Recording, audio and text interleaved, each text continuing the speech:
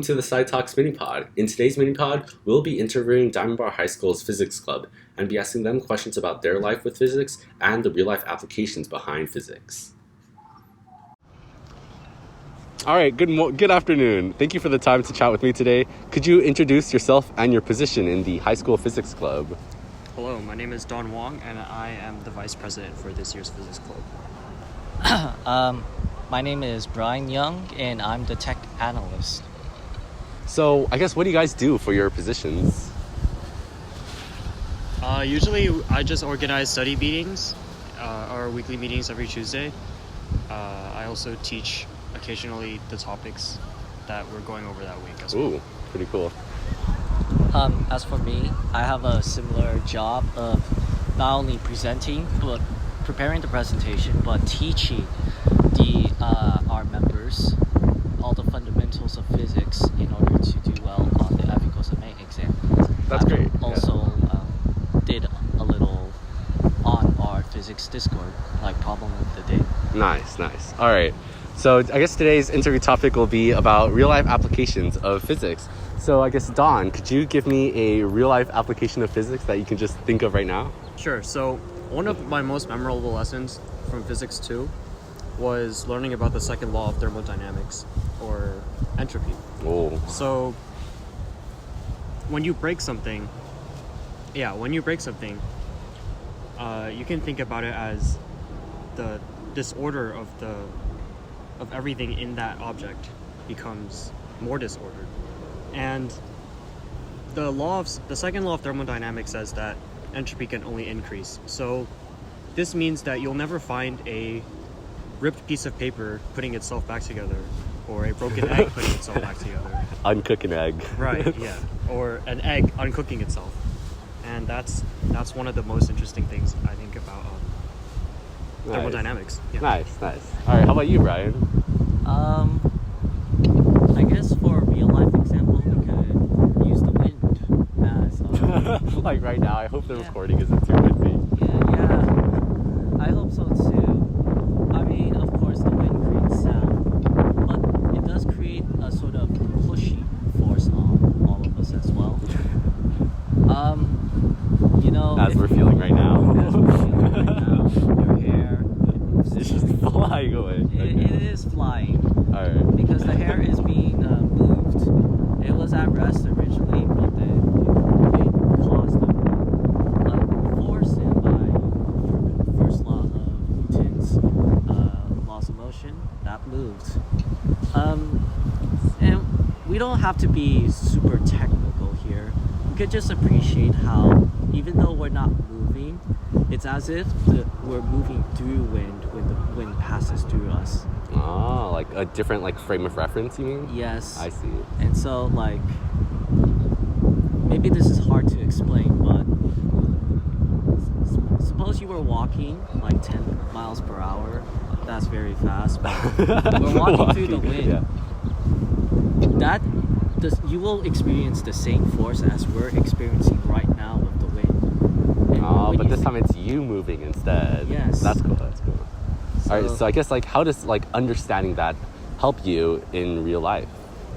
In honesty though, you don't think about physics all the time.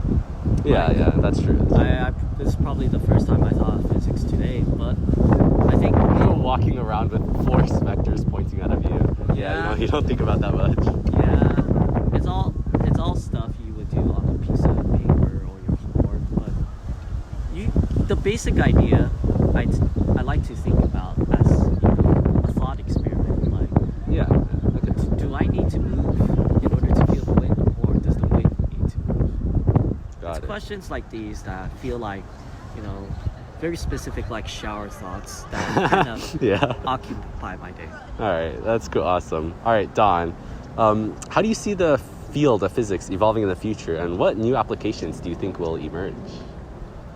Well, I think recent developments in quantum physics will lead to quantum and particle physics will lead to more discoveries in that field. And in terms of theoretical physics, I think the development of string theory, especially supersymmetric string theory. Oh my god, those are a lot of large words. Yes.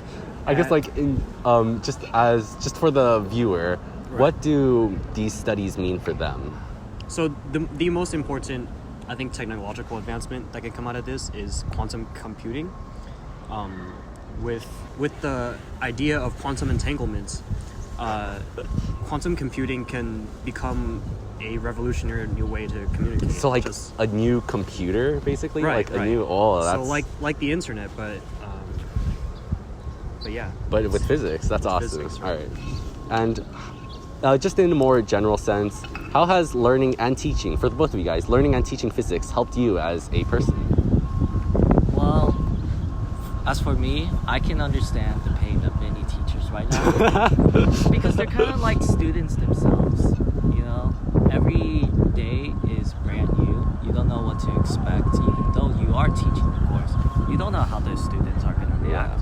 Are they going to learn, or are they going to ask you a million annoying questions? Oh my gosh. Yeah, or is stuff like that going to happen? Or a large garbage truck just suddenly comes in and Yeah. How about you, Don? I think teaching has not only made me more familiar with the concepts that I'm teaching, but it helped me know what my teaching abilities are and how to explain things in simpler terms so people can understand it more. Oh, so like building up a soft skill. Yeah, It's right. Nice. Okay. And also, do you two both plan on pursuing a physics-related major? Yes, I plan on pursuing a physics PhD, plain and simple. Oh. I do understand the risks involved because It is a very, very tough major. yes, not very in demand yet. There's so much that people going for it. Yeah. I'll stay up long hours, but you know that's similar to other jobs Yeah. like engineering. It's competitive. Yeah. How about you, Don? Yeah, I plan to go into astrophysics with a specific concentration in cosmology. Ooh, all right. That's great. All right. Thank you guys so much for coming out today.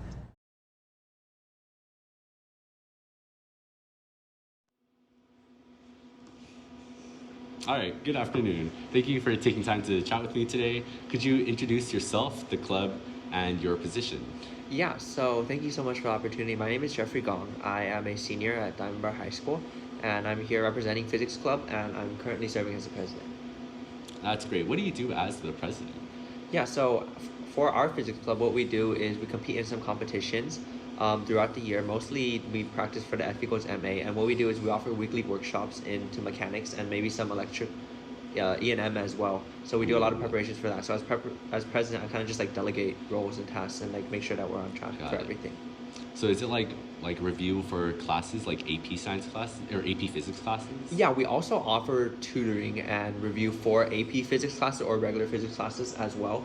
But a lot of our effort is given into test prep for these like academic competitions outside of school. But if anybody's interested in doing like tutoring or if they need any help, all of our officers are qualified to provide that as well. That's awesome. All right, so today our podcast is on the theme of real life applications in physics. So I guess right off the bat, could you just give me an example of a real life application? Well, yeah, I guess one of the easiest real life applications of physics is just engineering, since engineering is just like We're in the engineering we're in room. engineering room. Yeah. It's physics. Engineering is literally just an extension of physics. So, like a lot of even in engineering room, a lot of it is physics based. Like if you have like thermodynamics within like let's say 3D printers, or if you have like a lot of torque and mechanics in all the mechanical devices that you make. So that would probably be the easiest application of physics. All right. Oh, I just took the camera. I mean, it'll be cut and edited and everything, so it should be fine. All right. Can you explain how understanding physics helps with these applications? I think, well, obviously understanding physics is really important for engineering, since engineering is based off of like what you know in physics. So I guess it teaches you a different way to think about things with the physics background. Like if you're like, let's say if you know about torque, then anything you have that has rotation will like incorporate your knowledge into that. So like let's say if you're making, So you like know how like things work. you know how it works. So instead of like, I remember like in middle school when I did engineering things, I was like blindly guessing on how it worked. I was just like, okay, it works now, it works later. But like with physics knowledge, I said, I'm pretty sure like this will work and this won't work, and most of the times it's pretty right. Yeah, I can't really do trial and error with like shooting rockets or whatever. Yeah. So how do you see the field of physics evolving in the future, and what new applications do you think will emerge? Well, yeah, especially for physics. I think one of the most interesting fields of physics to me is astrophysics, especially since I did astronomy in Science Olympiad, and then there's a lot of like the thing about astronomy is like it's really interesting because I don't think it would ever end. There's always new innovations happening It's every a single time. whole new universe Yeah, or like- multiverse. Like we just see like new James Webb Space Telescope that launched up. I actually like kind of like looked into that. I did some work on that over my 2 years. I did a project on that 2 years ago, which is really Oh, cool. on the James Webb Telescope? I did like a bit, but not a Oh. lot. But like I'm not sure if it's useful. But I tried. I tried my best. But like Was it yeah. for like a competition? No, it was for I did an astronomy internship over at UCI, and my Oh. mentor, she was like working on, I can't quite remember, since it's a long road, but like she was working on some portion for the telescope to like take back like cycle one data, Whoa. which is pretty interesting. But yeah, so especially in astrophysics, there's so many new applications since like there's so much information like in the universe. Yeah. It's insane amount. So there's so much more going into that. So that's one of the probably the most interesting fields of physics. Do you think there'll be like a specific innovation that will occur? Well, yeah, obviously for physics governs like basically every single engineering device. So it's kind of like I see, asking, oh, is yeah. there any like innovation in engineering? I definitely think so. Like especially, since like 10 years ago, these phones weren't like nothing like spectacular. And, like especially like in the optics of these cameras, they're insanely. But yeah, We macro just have the lenses. information of the world in our hands and Yes. pockets. All right. How has learning and teaching physics helped you as a person? Well, yeah, I think it definitely the best part. I think I really like enjoying teaching physics since it gives me opportunity to just like talk to people.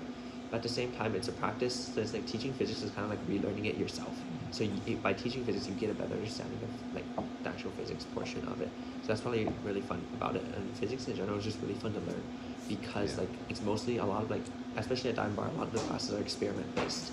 So like you're doing a lot of different experiments to learn about that. And that's just more fun than let's say like comparative is just like taking notes in lecture. Yeah, and just, like yeah. memorizing things.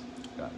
And for your for future plans, do you plan to pursue a physics related major later on? Yeah, I'm probably pursuing a degree in either mechanical or electrical engineering, which I guess is pretty Oh. physics based. And yeah, I guess that's just physics. It's E&M and then mechanics. So that's Got a lot it. of physics. Yeah. Do you want to promote the club? Yeah. So, okay, physics club is a good opportunity for anybody. Like even if you're not interested in doing physics competitions, that's perfectly fine. But if you want to do like or just get better at physics in general, since if you're going into any of the STEM fields, you're probably going to need physics. So having a good background of it before you go to college is a good opportunity. And with Physics Club, we have weekly workshops that are completely optional, but it's a good idea to come in and learn about, like, if you're even like just to brush up on a topic if you already took physics, or to learn about a new topic if you haven't taken physics. Thank you so much, Jeffrey. No problem. Thank you. Sure to check out Physics Club and stay tuned for more Sci-Talk mini pods.